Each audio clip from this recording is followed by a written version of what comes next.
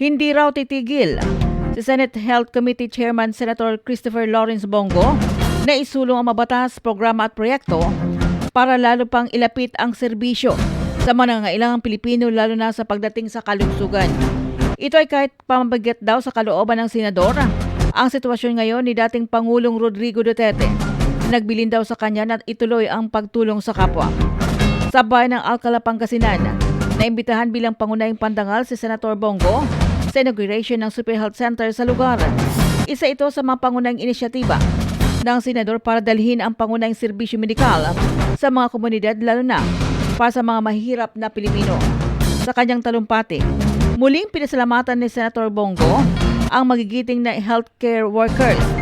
Tiyak din nito ang publiko na hindi niya titigilan ang pagtutok sa PhilHealth at sa mga pangako nitong mas magandang serbisyo. Tutukan ko po ang PhilHealth para sa Pilipinas. Alam niyo, dapat natin pasalamatan ngayong araw na ito ang ating mga health workers. Kung hindi po dahil sa inyo, hindi natin mararating po ito.